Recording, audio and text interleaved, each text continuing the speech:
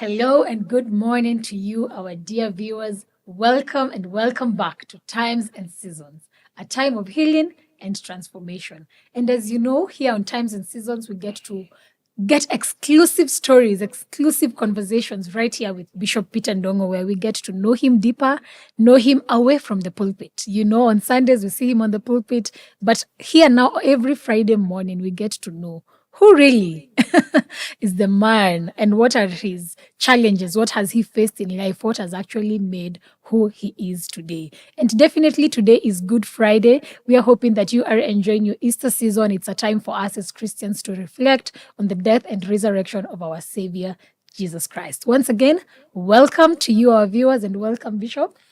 Thank you, Juliet. Yes, how are you Nice to doing be this here. morning? Good to have you. I'm thinking about the season, Yes. Easter season. I think for Christians, I would say, I know you celebrate Christmas a lot, but Yeah. I think this is the most important That's true. because it's when Jesus gave his life. He literally laid down his life for us. Yeah. He died, Friday, and Sunday morning he rose again. Yeah. So for believers, it's a very important season, and even for non-believers Yeah. to think about their relationship with God. Where are you? Because I mean, believing in death and resurrection of Jesus or not believing, Yeah. it actually determines your eternity. So it's a very serious season. It also determines even how you live this life, because I have come to realize the way we handle this life, doesn't matter how long, whether you live 70 or 80 or 100, it all depends on how you view, your perspective about eternity.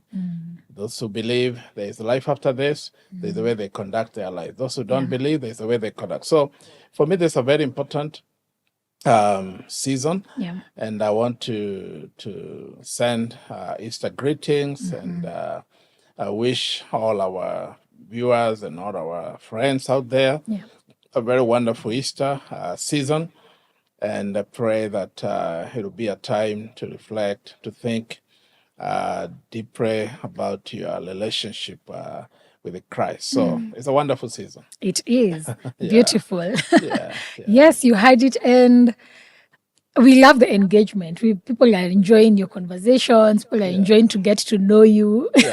It feels like you're just sitting down with you now over just a cup of warm tea, warm coffee. Just like, okay, now tell us about your life. And last week you were telling us about we're still trying to, get to understand more about your childhood, how you grew up and everything. And now we are now at the stage where now you're a young man. You're still finding your identity, getting to know who you are and everything, grappling like a lot of questions, on identity, and which most young people, when they're in their early, maybe about 17, 18 years, these are the questions that one has. And so now we left people hanging. And I just like us probably you can conclude the story for us, because you told us that you used to admire people who are older than you. You get, some counsel there, some ideas of how life is for them. Yeah. So while still at the village in Mariaine, there was just like a spot. I can even picture it. Young men, young ladies probably just go somewhere, walk together, talk together rather. And so someone was about to take you to Bungoma in the western parts of Kenya. You still remember that? I still remember to every detail.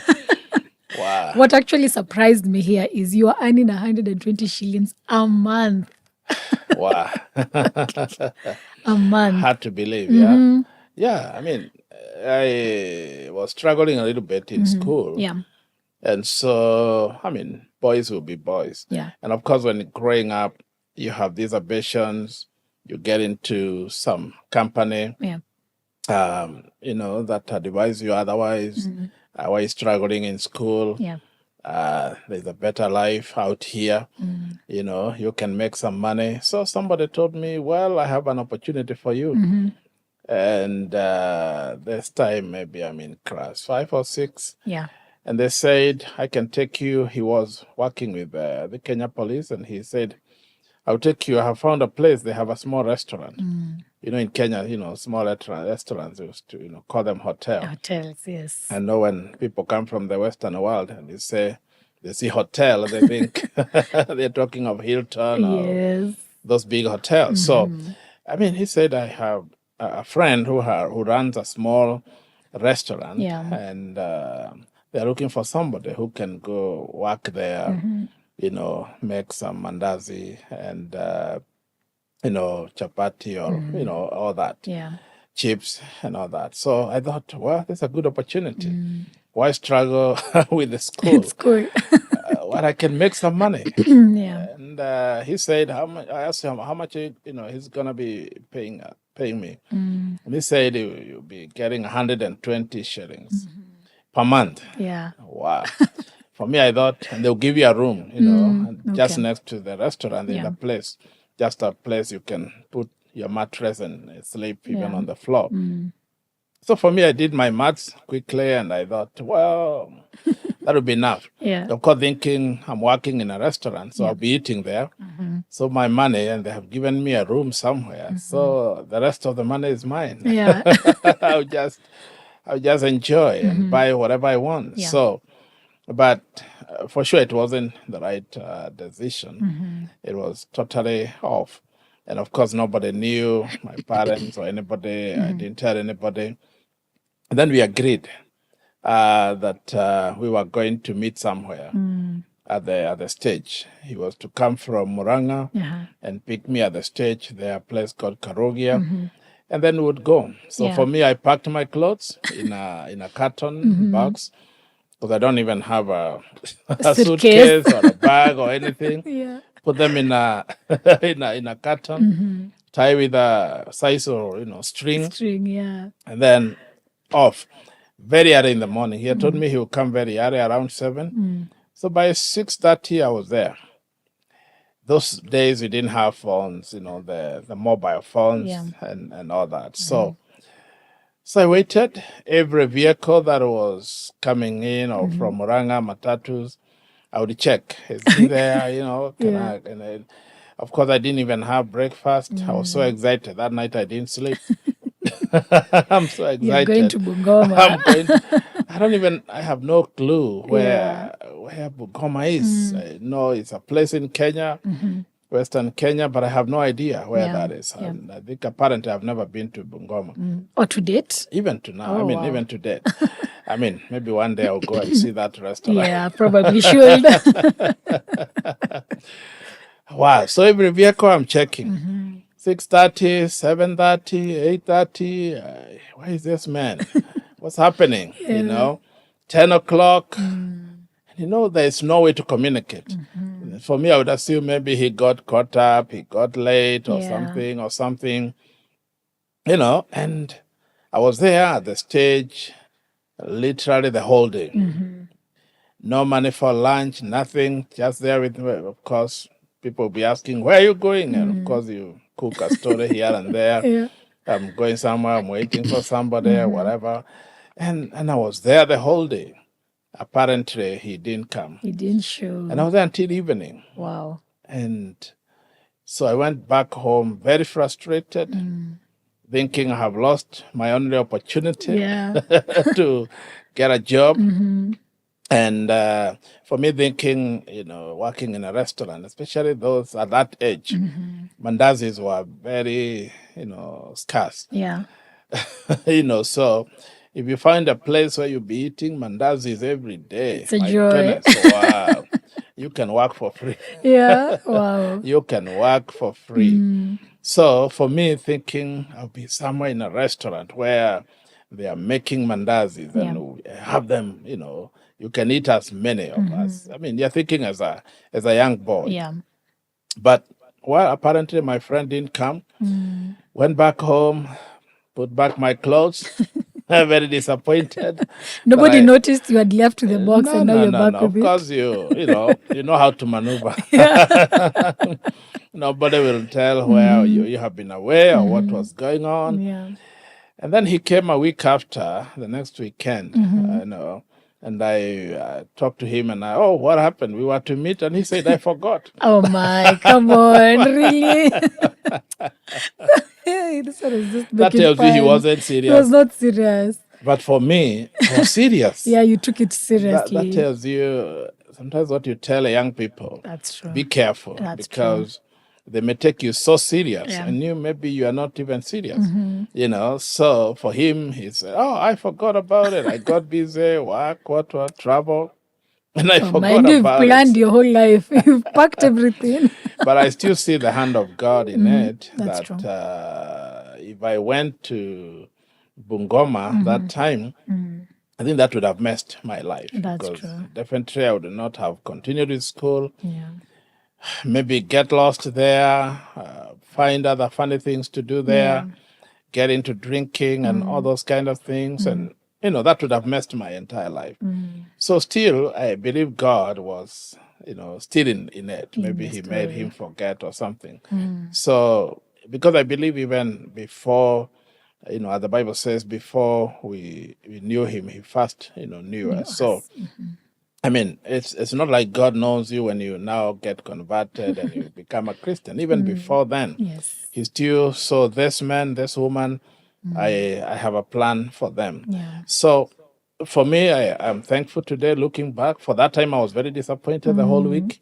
But today, I'm thankful that it didn't work out. Yeah. So I think some of those decisions that young people make, and they can totally affect your life. Yeah. Because the decisions you make today, I think the lesson from that is that don't just jump into everything you hear, you get into in the name of making money. Yeah. Yes, you want to make some money, but again, there are priorities. If you're in school, go ahead and finish. If you're pursuing your career, pursue that. Yeah. Money will come later. Yeah. And that's a very good lesson, actually. Yeah. And I'll just use that and segue into a question I'd like to ask, because now, of course, now we know who you are today, and you are a serial businessman, if I can say that. And I can see where it's coming from. I can see how you're a go-getter, even from a young man. You're like, you'll go for adventures. You're not afraid to take the next step and to, just take risks. And so my question here is just like, you've told us about how growing up there was scarcity and things were not enough, rather, as much as you said you were 8 children going to school, barefooted and everything. But there's this desire that we can see that you still know, mbele iko sawa. Literally, like, that the future is bright. There's something in you that is not killing that dream. Yeah. So how come your background and whatever it is that is going on at home is not limiting your dreams, your thinking, and especially as far as money is concerned, even looking for money and I think it's what drives you. Every car is driven by something, either petrol. Right now we are having shortage. Yes, my goodness. Or diesel. Today they have electric cars. The other day I was in China and I saw, wow, China, like half of the cars is electric. Yeah. That's the way the world is going. So they we can do without fuel. Yes. I hear in Japan they're exploring now to have cars that are using water. Oh, There's wow. a system that they're trying to come up with. So I think I'll be happy to get that kind of a car. You just use water. Water is readily available. I don't know whether steam or something. So I think there's that inner drive in every human being that tells you things will get better. Yeah. You can become, you can make it, you can conquer this. I think that inner drive, and looking at my earlier life and where I've come from, I would point out a few things that made me to be the person I am today. Of course, one is what I'm talking about, that inner drive, that not ignoring what is deep within you. Yeah.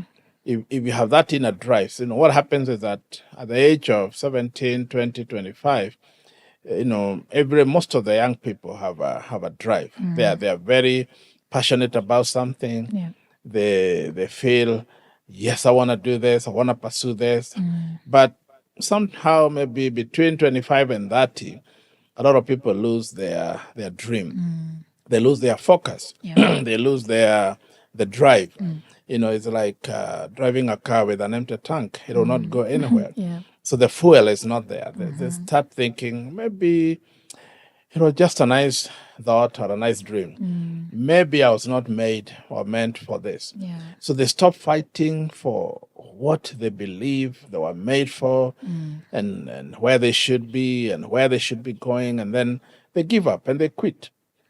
But for me, I sensed quite early that there was some deep within me that desire just to make a difference in a small way, because it has to start in a small way. I think I shared the other time where, even from my pocket money in high school, I would save some money and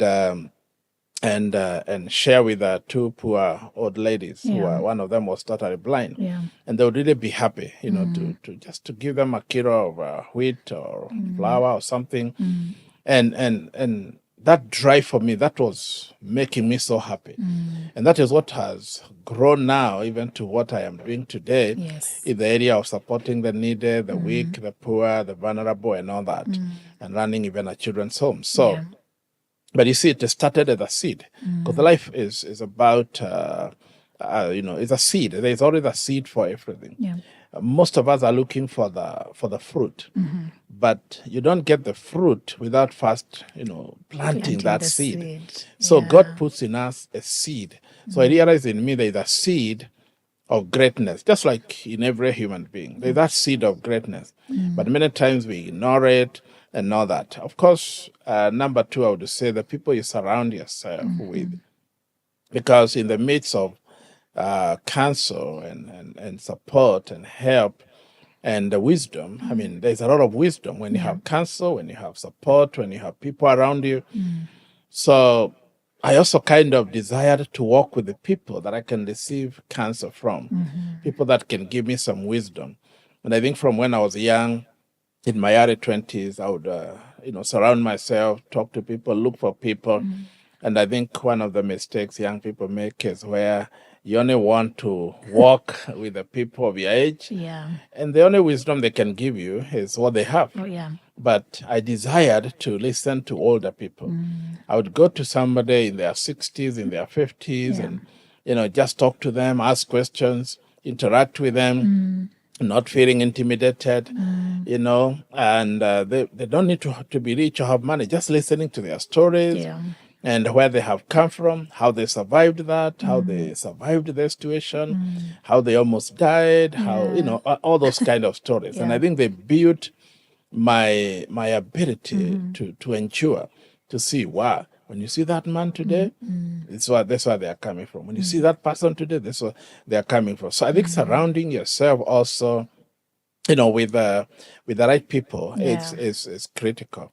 Number three, I would say, is when I gave my life to Christ as a young man, about 17, 18, that's also changed my life in a great deal, because my life's perspective changed. So I started now formulating everything and my perspective and my the way I look at life through the Word of God. So I started reading the Bible, studying the Word of God, even in terms of, because the Bible has everything, whether it's about money, it's about business, it's about wealth, management, time management, and all that. So I learned, wow, this is not, because for most people they believe Bible is just about stories and about going to heaven. Somebody who was healed here and there, eyes were open. They think Bible is just about those stories.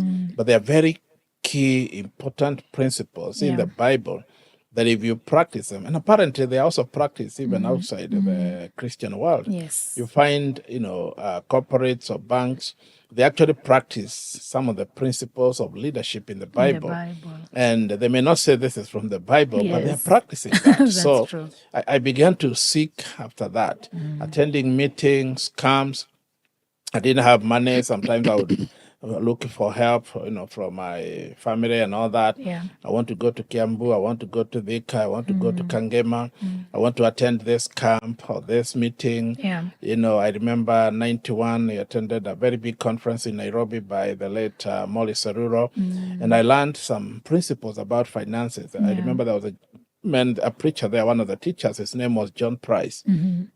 That was way back in 91. And he came there and taught about financial, kingdom finances and about how to manage your finances, about tithing, about giving, about all that. Yeah. And these are things I was learning. Then I'll get those tapes, with those days we used to have the cassettes. Yes. I would go, I didn't even have money to buy cassettes. So some of the teachers we had, because my salary was very low, I couldn't afford, they bought. So I would go and, borrow from them, then dab them. We used to call them dabbing. Yes. You transfer everything to some of the old cassettes, and then I would listen and listen and listen to those messages. So they were forming my worldview, even about business. So even when I came to do business, when I left police in 95, I was doing some small business in Gikomba, in Kikuyu. I still knew, there's a place I'm going. And of course, business requires, discipline, commitment, dedication, and much more. So I'll say, well, making money, wealth, creation is a journey. Yes. It's not a destination. And I'm still in that journey. You're still in the journey. Beautiful. Wow. I'm just I'm just intrigued at how you're mentioning years randomly, 91, 95. Bado hatufiki where I'm born. I'm like, how young am I? Well, and this is so interesting, but something that me, you 91 said is just like the other day. the other day, I was not even born yet. My goodness. You have said something very profound. Okay. When you speak of how you used to dub those tapes and, the repetition, just keep on listening to this thing, forming your worldview. Today we live at a time and in an age where we are listening too much. We are watching everything. I was just reading a quote the other day saying we do not know silence anymore. You're driving as you're listening to probably music or a podcast or a preaching. Even when you're cooking, you listen. You have no time where you're silent, but it really matters. What are you listening to? And I feel like that's something that even us as young people ought to be challenged on. It's like, what am I interacting with when I go online? Because we're always on our phones, on our tablets. There's just a screen. Somehow, there's just a screen I'm interacting with. So that's actually very challenging for us as young people, because I'm just like, at this time and at that age, you seemed like things were limited. But for you as an individual, as a young man, there was no limits. Eliud Kipchoge said, no human is limited. And I can see how that has helped you to date. And I love that. So even as we are just about to go for the break, I love how you brought out the company. The people who you're hanging around with and working with. And actually for me, I envy people who used to sit, how kitambo people used to sit at like a fire with old shoshos and gukas and get those lessons. For me, I didn't get to enjoy that. But I envy people who got to enjoy, because it looks like you pick a lot of wisdom from that, which is so beautiful. And that's what we are bringing even right now. Yes. Today we may not have the fireplace. Firewood.